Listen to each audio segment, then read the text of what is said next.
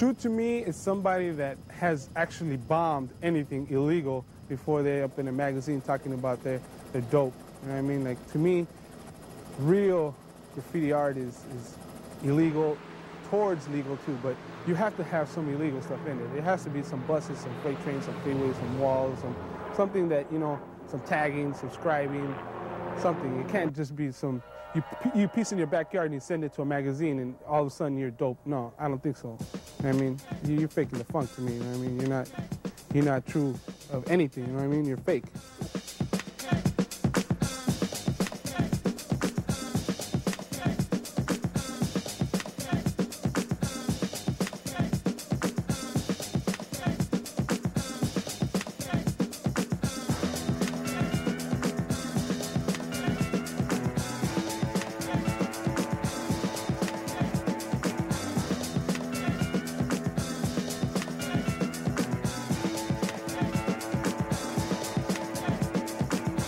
What exactly are you doing? Why are you doing this? Because pretty much, you know, the thing is that after painting for so long and everything, and you eventually what happens is that your boundaries start getting wider and wider, and your scope of it, what you want to do just keeps growing, you know, and you just have less limits, you know what I mean? And now when I see any wall, like, I just don't have any limits, boundaries no more. And it's just a concept that I just felt, hey, I mean, it's well been time that somebody does something, you know, just size-wise, just, you know what I mean, does something in his yard to blow some minds, you know.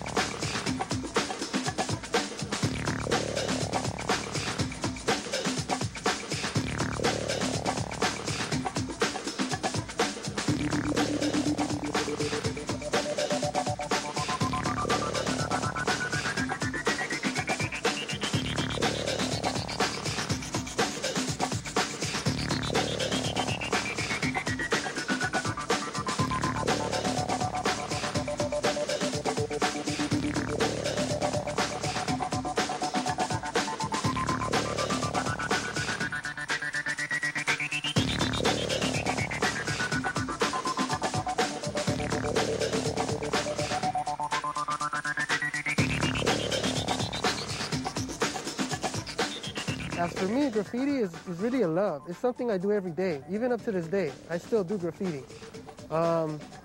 It's something that's deep inside my heart, and something that probably to the day I die, I'll die with it, you know?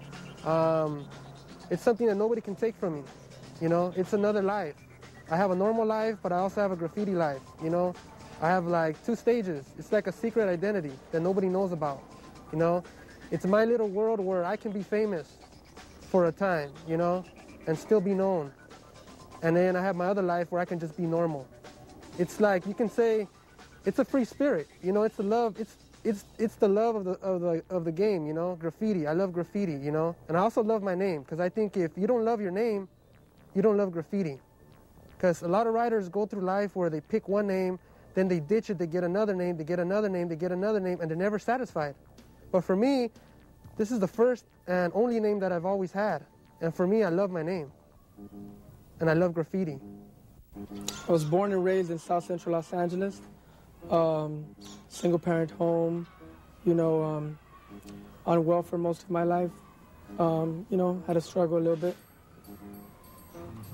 What was your art of choice growing up? Well, obviously your environment has a lot to do with what type of genres of art you're going to get into or whatnot. Has a big influence on you as an individual. So what was around me at the time was graffiti art. It was blowing up. It was everywhere. It was all through the freeways. It was on buildings, and I was truly inspired by it, by the great techniques that they use and the stylistic devices. So I guess that was the art form that I truly found great, and that represented myself the most. Graffiti art is one of the very few art forms that has had no socioeconomic barriers or ethnic barriers, and its style is just so unique. Its color, it uses a variety of techniques, and is very emblematic of the individual. It is an art form which I would say almost personifies the oppression that the individual has gone through. And I would say that that is something that hardly ever gets captivated as much as graffiti captivates that struggle.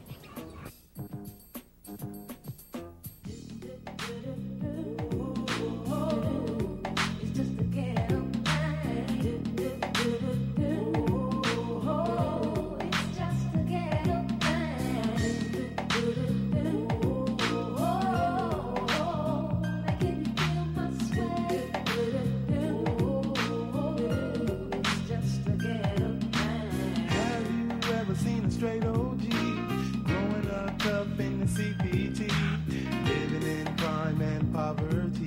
But you see, that's just the life of a G. I got to come up with a quickness, cause ghetto life is like no other. Lord, it's a real motherfucker. You got to have heart and be strong, so the beat goes on. So the beat goes on. Where's all your homies at? They probably in a pack, blazing up a sack. While you're looking at them strange, it's just a ghetto thing. It's just a ghetto thing. Graffiti is very, very simple in its free state of mind. But if you want to dig into it, and you want to dissect it and you want to break it down, it becomes very, very complicated. It's like an enigma. It's a phenomenon. It can be very simple and it can be very complicated. The simplicity is you just let it be. And the people who do it just naturally do it from their heart. And if you want to try to study it and categorize it, that's when it becomes complicated. But the thing is that, like I said, nobody, unless they were an all-out king, can represent every aspect of it, because there's describing. They're just different from writing on buses with markers. You have pieces which are just getting up, throw up styles, and you have productions which are really masterful works of art. You have people who do legal stuff, you have people who do illegal stuff, you have some people who are very positive, and you have some people that are completely negative and that have a thrill off of destruction. So by no means can anyone completely defend graffiti to look at any certain way. They can't picture it to look as a negative gang, crazy thing that's destructive completely, but you can't also look at it like it's a super positive thing completely, because it's not the way it is overall. Overall, there's a lot of different factors within it. It's a microcosm of our world. It's just a miniature replica of the real world. I mean, there's politics, there's beefs, there's friendships, there's all kinds of different things. There's treaties, there's truces, there's getting up, there's rumors, there's backstabbing, but there's also good things, a lot of friendships, a lot of positive, a lot of good times. It's just a miniature little world, a little culture. You know what I'm saying? It's an expression of my mind. It's my mind coming to reality. It's a thought coming to reality so people can see it. It's a manifestation of a thought so everybody can see what I'm thinking. Why is it important for anybody to really give a shit about what you think? Really, it's for me, you know what I'm saying? It's me showing to the world. It's like me yelling. Well, you know what I'm saying? It's me yelling to the whole world, you know what I'm saying? My name and my crews, you know what I'm saying? And it's that, you know what I'm saying? It's life, you know what I'm saying? I exist, I'm here, you know what I'm saying? As far as a lot of kids here in the city of Los Angeles and a lot of urban areas, a lot of youngsters, you know, they want an identity. They want to know that they are here in society. So they pick up a pen, you know, they write their name. I was here, which is like an expression, you know, they go back and they could pass by that same corner or look at that same bus stop and go, oh, look, that's me. Because, you know, a little kid that's like 12, years old, that's when I started, like 13 years old, you know, you're at a very impressionable age. And then, you know, especially like, you know, what I'm trying to get at is that when you're at that age, you're coming up, you know, you're going, you know, where do I belong at? Where do I belong at? And you have gangs here in LA. You have a lot of stuff. A lot of the youngsters have a lot of different things to deal with. So, you know, you look at graffiti, you know, you go, hey, I can just come up with the name and just write my name and say, hey, look, I exist, you know. And it's like being like, you know, your own sport. You're like going into your own like type of thing, you know, because graffiti is like a sport, you know, to a lot of us here, you know. And it's not only a lifestyle, you know, it's just the way it is, you know. Yeah, we just recently opened up the largest art facility in the country here in Los Angeles. Now, me and some of my friends are a little bit upset. We got the largest art facility in the entire country, and graffiti is not represented anywhere. If you ask anyone about graffiti art, they don't even consider it a form of art. You know, but at the same time, we have pop artists, you know, that derive. Keith Haring derived from graffiti. He was a writer. That's how he started. And you can see his stuff in galleries, but they won't acknowledge him having come from graffiti. You know, they have all these, they have this huge facility, and we're not represented. What, we're going to get passed over again? But in a sense, I like that, because that keeps it real for us, and we're going to do what we're going to do. We're going to, when we're out there, when we're writing, we're not doing it for, you know, to get represented. We're not out there doing it for, you know, for whatever. We're out here because this is our way of expressing ourselves, our way of, you know, doing, you know, keeping it real for ourselves. That's what it's about.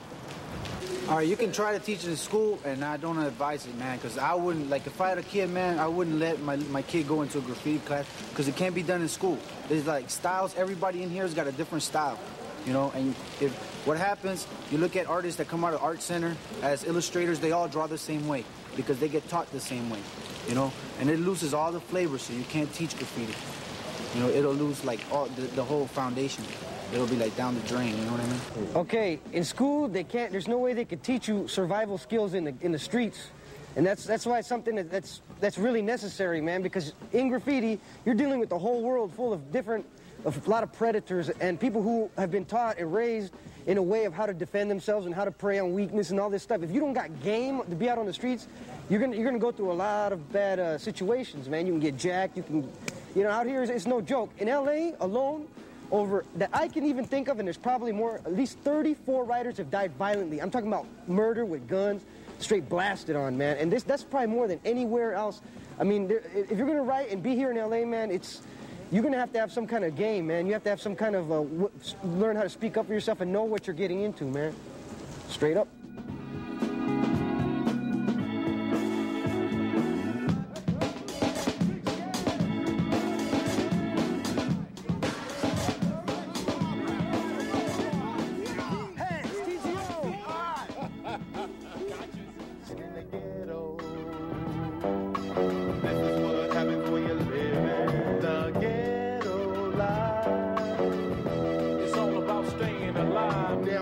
Take a trip for the ones not believing in me, and let you get a quick glimpse of the scenery. I guarantee when you do it the ride, you'll be happy that you're living on the other side. But for now, take a look to the right. You see two gangbangers involved in a fight. It's probably money, it's probably over a bet. It's probably cause the fool's in the wrong damn set, and that's the law of the land. And I could give a flying fuck if your ass don't understand. Now take a look to the left. You see a cluck in a beat-up truck doing a theft. Load it up, gotta go. The next thing you know, he getting jacked by 5-0. You're kinda safe in the light, but it's the danger zone, and it's on when it's at night. So you better watch your back, because you might get gaffled by a dog or a cat. So put the pedal to the metal and watch out, here I come, number one, nigga from the ghetto.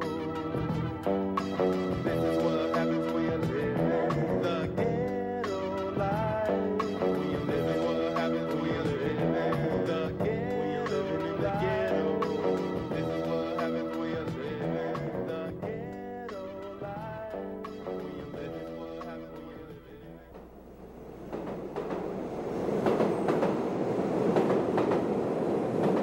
Who's the nastiest motherfucker on the floor right now? I used to write, and still am, Mare 139, M-A-R-E, the Nightmare 139. I got into graffiti simply because it was all around me. I mean, it was the environment. You know, at that time, which was like about 1976, I took notice to the subways, but really like didn't pay no mind into my neighborhood, all the graffiti that was around. But then one day it struck me, me and my stepdad and my brother were like in the subway platform on 149th and Grand Concourse, which was, you know, consequently the writer's corner, writer's bench where everybody met. And then this whole car pulled up, first car. It was Lee's whole top to bottom Lee whole car with characters that were top to bottom and everything. And they were dancing on the train and everything. And I really took notice to that. And that made an impression on me. Looking back, from this point to where I came from, and in the evolution of graffiti style, wild style, which to me is like defines how good of a graffiti writer you are, or style. I mean, it's a class on its own. It's an art on its own, outside of the tagging and the throw-ups and the straight letters.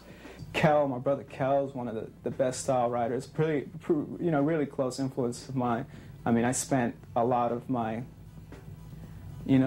graffiti years trying to figure out how to burn them. I mean, it's kind of competitive in that way. And he certainly was an evolved writer. Min One, who later became one of the best writers, that I've ever known. So those are some of the influences. I mean, and again, like I said, overall in general, But I specifically look for style writers, because I'm a style writer. I'm a wild style writer. I'm not a tagger. I'm not a throw-up writer. That shit was like way back when. Like, to me, the style, it was the epitome of the movement. When you're looking at it, it wasn't about like, going to Writer's Corner, sitting at the bench for fucking 6 hours, cutting class, waiting to see like a blade throw up top to bottom or a Leho car. Although a Leho cars were always a nice thing to see, but it was just like, fuck, I wanted to see a Chain 3 whole car. I wanted to see a TMT Teen whole car, or I wanted to see something that Repel did, or something that we did, because we knew it was like, this was wild style. This is where you proved yourself on the train. Style Wars came about when we met Henry Chalfant back in the day. He was taking pictures and stuff, and then him and Tony Silver decided they wanted to make a documentary. The most significant change I had when Style Wars was finally done and everything was that you realize that you were part of a big, important picture. And for me, it was like a slow process, I think, where, dissolving, like, wow, all of a sudden, I'm a figure in this video that's going to be seen by lots of people, and the video is serious. It's really taking a part of my life, and not just my life, a part of people that shared this life with me, and kind of saying, okay, this is what it is. It dramatized it. It also put it in a context that was intelligent, that, in some ways justified what we were doing. It also gave us validation even as artists. And in the tail end of the video, you see that it moved into the gallery world, and that's really important, because in the beginning you see a progression, and then all of a sudden you see evolution at the end. And that was a real symbol of the growth of the artist and the movement, that it was shown in a different perspective, in different light, and people, the certain sector of society, being, the gallery-going people, were buying into it and accepting it.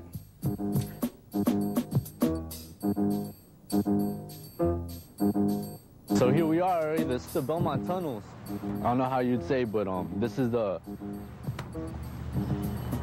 probably where graffiti started in LA, where this is where everybody came together and started putting their work up, and pretty much brought LA up in the graffiti world. Back in the day, like, probably the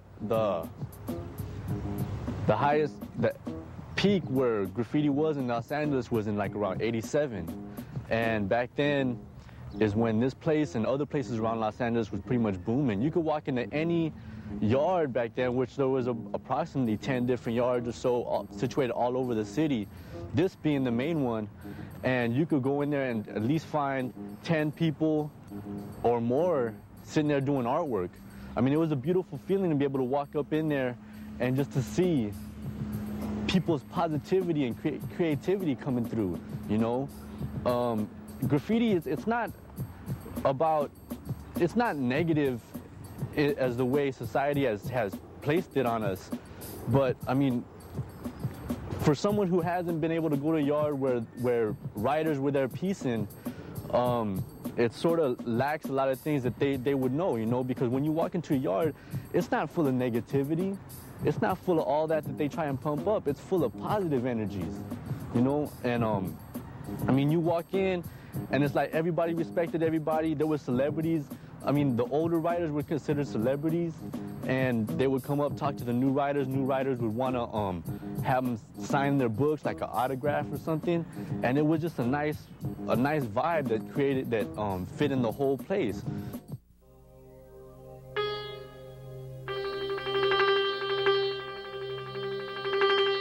I go by the S, the L, I, C, K, Slickster. Difference between my spray paint and the computer shit that I do, I mean, it speaks for itself. One's computer, one's spray paint. Spray paint is my love, and no one can ever take that away from me, you know. First off about spray paint is the smell. That smell you get, I love that. And the computer will, no matter what I can do with the computer, will never reach that. You know, that feeling of you with the can up on a wall, trying to burn. You know, nothing I do on the computer will ever reach that. Which, that's why I'll never leave the spray paint side of it. Spray painting, the school I'm from was all about rocking the walls, you know? We didn't really have trains, so it'd be all about burners, you know? About burning each other, you know? Trying to outdo each other, which was so dope, you know? Kept it alive, kept everyone getting better and better, you know? I guess it's starting to show through in some of my computer work. My early computer stuff was just, I had to learn it just to keep up with the Joneses, you know, and I could do jobs, you know, with the computer. Now I'm starting to feel that energy in my computer work, you know, where I want to do better and, you know, burn what's out there, you know, do what no one else is doing. Not only just to do it just to get by and make money, but like what I did with the aerosol culture was add to the culture, not so much take, which I did a lot of taking in the beginning, my early hip-hop roots, and I felt that through my years of painting I've somehow added a little bit to it, you know, which is a good feeling, you know. It's one thing to take, but to actually contribute to a whole movement is really something. If I could do that with some of my computer stuff, that would be great. Everything that I take in, everything that I bite or just absorb, when it comes out, I flip it another way, you know? It's just, you know, even if I tried to bite something exactly, you know, I couldn't, you know? It's just, I know, somewhere it gets in there, it goes through some kind of slick filter or something, and it comes out like a little bit tweaked, a little bit, you know? Well, a little slick. Yeah. Well, computer shit is not graffiti. I have to agree with them on that, you know? No matter what you do on the computer, it won't be the same kind of graffiti from the school of graffiti where I was educated at, you know? Yeah, you can scan and graph, you can make your 3D pieces on the computer, what have you, but it'll never quite be the graph that, you know, that I was taught that was graph, you know? Therefore, it'll always be commercial? No, it won't always be commercial, but I mean, it'll be its own thing. That's all I'm saying. I think computer has its own thing. It's gonna have to be categorized some other way, you know? With a lot of graffiti writers on the computer now, it's cool because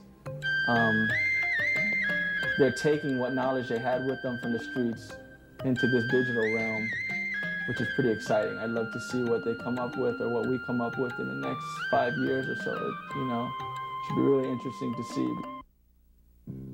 I mean, I love decomposition, and I love pain and, you know, agony and all that good stuff that people try so hard to hide every day in their personal life and in the public eye. I think art should say a lot more than it does. You know, you shouldn't paint pretty pictures if what's happening right now in your life or around you isn't pretty, you know? And that's basically what I do. My crew, COI, I would define it as a group of artists who are like, you know, who want to take graffiti to the next level. you know, and who aren't just satisfied with doing the same old type of artwork, you know. We want to do different coloring schemes. We want to do bigger pieces. We want to do productions. We want to do wild styles, characters, you know. I would tell graffiti writers out there, first of all, don't let anybody define you. Don't let anybody, you know, say that this is what you're about, you know, because we're not about one thing. We're about a lot of things. And explore the possibilities, you know. Learn what's out there. Learn the tools, learn the strategies, you know, both business-wise and, you know, also in regards with your art, you know. Just learn about it, you know, get some history behind it, think of some new ideas for the future, and just work on it. Because nobody ever defined graffiti as being a certain element in life or in history, you know. It's like we're creating it. So go out there and create it. I like a lot of people that do stuff on canvas or they do prints or whatever they do. I like it a lot, but it's just not something I do. I do graffiti. I do the lettering, you know. My thing is that I like bigger walls and, you know, to do bigger lettering styles and just everything just bigger. Just try to get bigger and bigger. Because if you can have something small, the same style, the same everything, and then you can have it bigger, the same, which one would you want more? Which one would be more beautiful to see? Something bigger, I think. Bigger is always better. The letters are the, you know, when I guess when it started, from what I could see how it started, like, you know, the names on the trains or whatever like that. You know, they're the people's names and stuff like that. And they want to get, you know, they want to show their names rolling around and stuff like that for other people to see, and they could, you know, get some type of little fame or whatever they got to get. Well, you got to say something. And, you know, what's better than saying your name, you know? If you could say Bob Bryan and like, make everybody, you know, say that's a household name, wouldn't you like it? You know, everybody would. Everybody wants to be famous. Letters are beautiful, and you just pull them around and you know, stretch them this way, stretch them that way, come up with different designs, but the actual letter is still there, and they look nice. You know, I guess they look good, and you know, it's cool if you could say something with style. You know. So we all just came up with our own interpretation of painting these massive stars. And that piece there is kind of a Hollywood star of all these Hollywood legends that have stars on the Hollywood Walk of Fame, and that they get, you know, walked on every day. And they don't really do anything for anybody, the Hollywood stars. They're just there to boost someone's ego. So my Hollywood star is all those crushed egos, all those egos that get walked on every day. The battle to come takes the shape and form of graffiti art. And the battle at hand is not whether or when, not whether, but when they're going to accept it. And whether it's me or whether it's a friend of mine, another graffiti artist, that's the whole battle. The whole battle is to get galleries, and galleries aren't as much of a problem as museums now, to recognize the work and to understand it and to take some time to look at it and to feel it, to step into our shoes. Well, graffiti art is a lot about hip-hop culture, which I think graffiti art itself is getting separated from, and it's turning into graffiti art culture. It talks of mutual respect. It talks of artists with, you know, one love, no matter, you know, black, white, brown, whatever, with one love, and that's for the art. That's what our artwork speaks about. I think the idea about competition is you need competition to let anything survive. You know, if there's only one, one person out there doing the best stuff, then it's gonna die. You know, because it's gonna it's not gonna breed new generations of artists. You know, and not only that, but I think graffiti art is a really male-oriented movement. You know, there's some girls out there doing it and all that stuff, but it was really pushed out there by males, and just by being a man, you know, right there is competition. You know, you gotta put your ego out in front of the other guy and show him you're better than him, and then that's where battles started. That's why, it's all competition. You know. So the idea of getting up also comes through that. You know? Oh yeah, getting up is like the ultimate competition. You know, it's like, well, I can get up in my neighborhood. Well, I can get up in 2 neighborhoods. Well, I can get up all city. Well, I'll get up, what's next? All world, you know what I'm saying? So it's like, it just keeps growing. The competition is like vital to graffiti art. We can't stop that part of it, or else it'll die. Well, the current archive artwork that I see in a particular gallery is that it's boring. They show everyday things. I think it's somewhat antiquish. And I feel that the kind of artwork we do is somewhat modern. It's not modern. It talks about modern man and modern day life. The terminology I would use to see what I see in the galleries today would be just boring. Would you like to be seen at the Getty, at MoCA? Would you like your art to be seen at Getty? I think that's a real good question, to have my work at the Getty. You know what I mean? Prestigious place. I wouldn't mind having my work at the Getty with you. Yeah, I wouldn't mind, but at the same time... I wouldn't mind having my work at the Smithsonian either, but as long as it doesn't get locked up and just forgotten about. No, I think I would like to see my they art always do, don't they? at the Louvre. That's what I want to see my work at, you know what I mean? Do you think that the idea of competition is viable?